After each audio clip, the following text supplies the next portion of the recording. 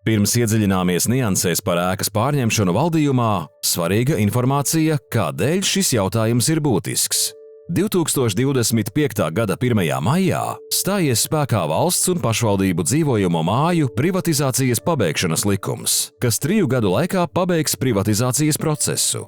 Tas uzliek par pienākumu dzīvokļu īpašniekiem pārņemt mājas savā valdījumā, bet daudzi par to nav pat dzirdējuši.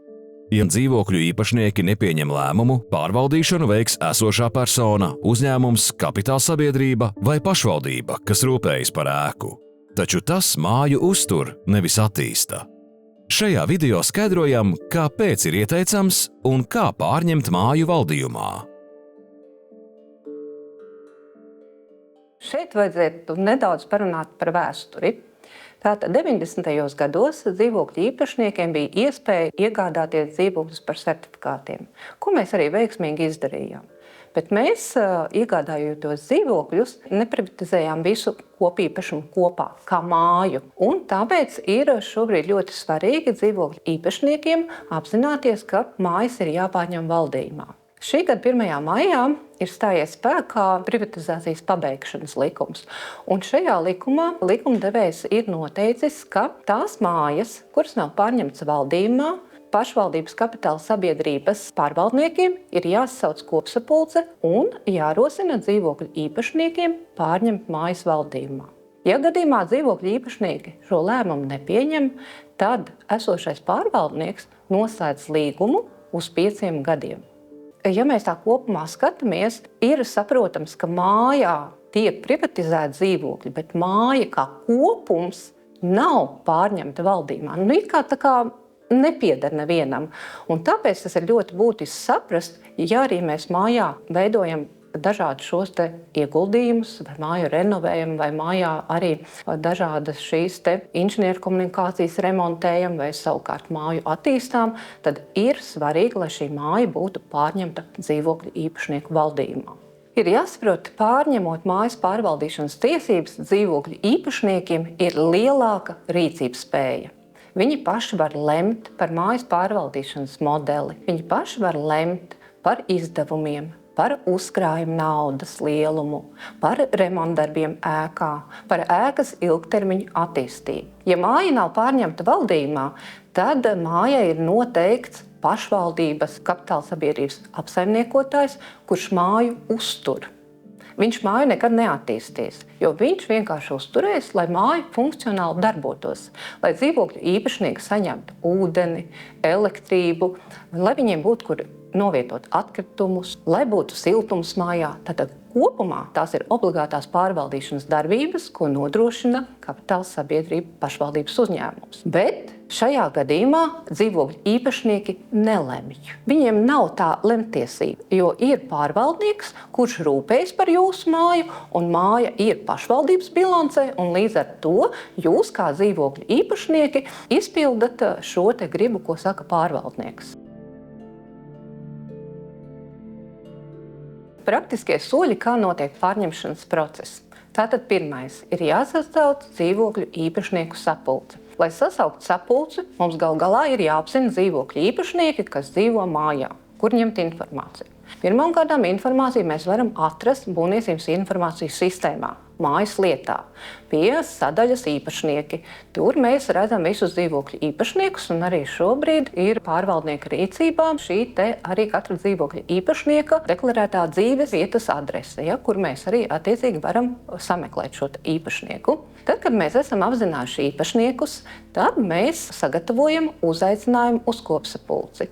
Kopsapulcē mēs norādām kopsapulces laiku, kopsapulces norises vietu un attiecīgi izlemjamo jautājumu. Tātad šajā gadījumā būs māju pārņemšanas jautājums dzīvokļu īpašnieku valdījumā. Tad, kad mēs sanākam uz kopsapulci, tad arī mēs izvēlamies šo pārvaldīšanas formu. Kā tad mēs galu galā šo māju pārvaldīsim? Vai tie būs dzīvokļu īpašnieki, kas paši dibinās biedrību un pārvaldīs māju, vai arī mēs noslēgsim līgumu ar kādu juridisku personu, SIA pārvaldnieku, kurš pārvaldīs māju, vai arī savukārt mūsu vidū ir kāds pārvaldnieks, fiziska persona, kura savukārt arī var nodrošināt šo pārvaldīšanas pakalpojumu.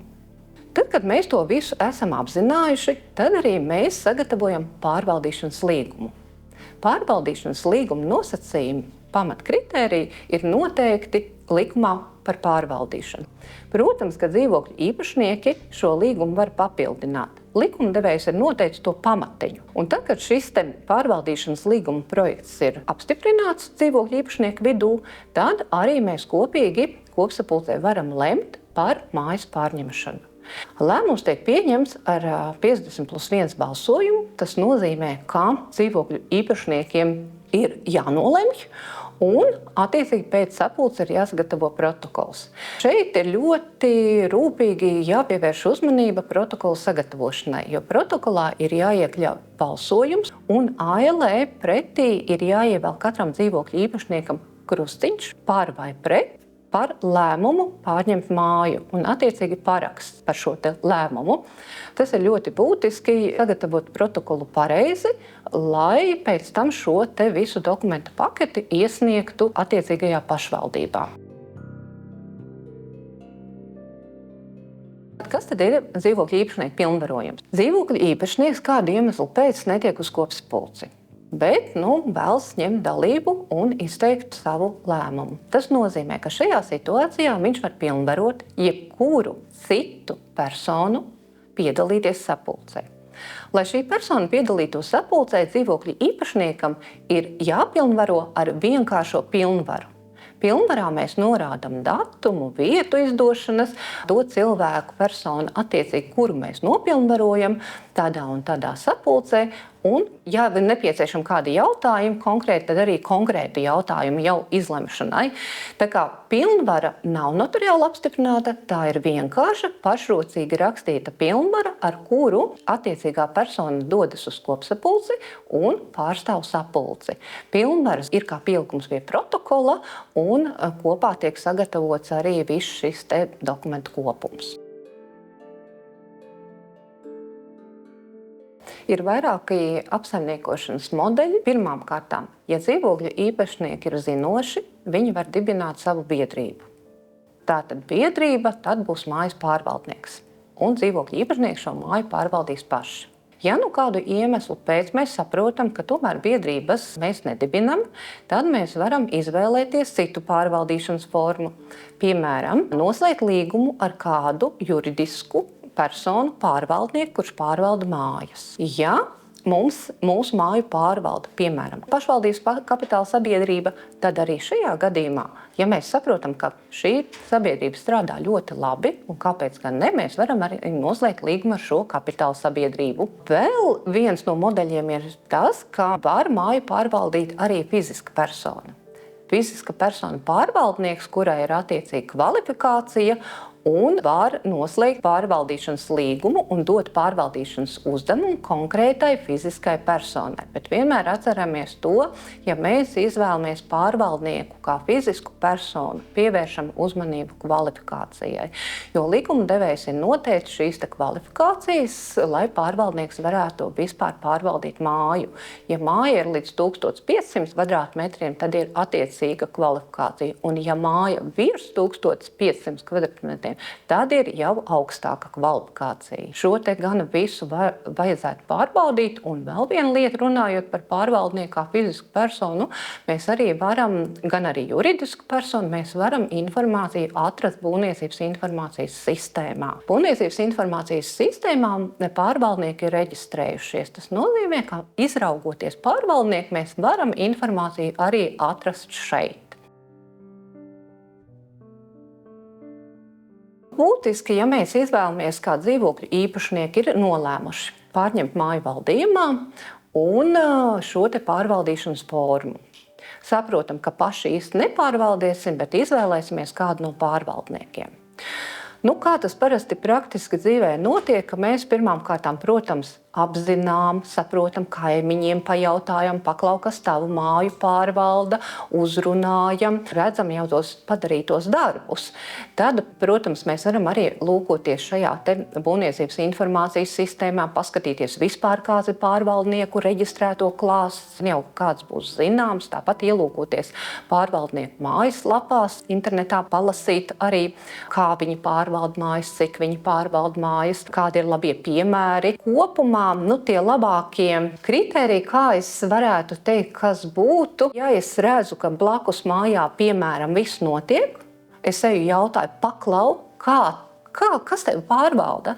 Ja es redzu, jūsu māja tiek regulāri nopļauta zālīte, sētnieki strādā, māja ilgtermiņā tiek renovēta, atjaunota, dzīvokļu īpašnieki ir apmierināti, varbūt parādās kāds spēļu laukums. Ja? Es noteikti aizietu un aprunāties ar šo pārvaldnieku, varbūt, ka viņš arī vēlētos pārvaldīt manu māju. Manuprāt, vienmēr ir jāskatās tie labie piemēri. Tas varbūt būtu tas ieteikums, un, protams, arī šī profesionalitāte, lai pārvaldnieks būtu zinošs, lai pārvaldnieks komunicētu ar iedzīvotājiem, jo dažkārt ir tā, ka ļoti grūti šī komunikācija, ja, un tas arī ir viens no iemesliem, kāpēc varbūt rodas tādas sarežģītas situācijas, kad liekas, jā, tas pārvaldnieks ir slikts, un viņš tur ar mani nerunā, neatbild un tā. Bet šeit ir jāsaprot arī viena lieta, ka mums ir jāsadarbojas. Ja dzīvokļa īpašnieks kopā ar pārvaldnieku ies roku rokā,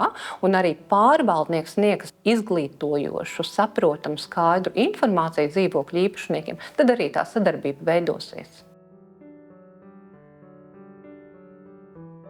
Namu pārvaldnieku pienākumos ietilpst obligātās pārvaldīšanas darbības. Tas nozīmē, ka mēs ēku uzturam, mēs ēkai piegādājam siltumenerģiju, ūdeni nodrošinām, elektrību nodrošinām, attiecīgi sakārtojam apkārtējo vidi, zālīti nopļaujam, sniegu tīram, veicam dažādas remontdarbus, plānojam remontdarbu veikšanu, sastādām dažādas finanšu atskaites, kārtojam mājas lietu būvniecības informācijas sistēmā. Ir gana plašs klāsts arī parādu piedziņai, taču vienmēr atceramies, ka ir obligātās pārvaldīšanas darbības un citas pārvaldīšanas darbības. Ja mēs runājam par māju renovāciju, tad šī jau būs cita pārvaldīšanas darbība. Tā nebūs tā klasiskā, ko ikdienišķi pārvaldnieks dara, un tās arī būs citas izmaksas. Tāpēc vienmēr atceramies, ka šīm darbībām būs nepieciešams dzīvokļu īpašnieku līdzfinansējums. Šī ir jau runa par mājas uzkrājumu.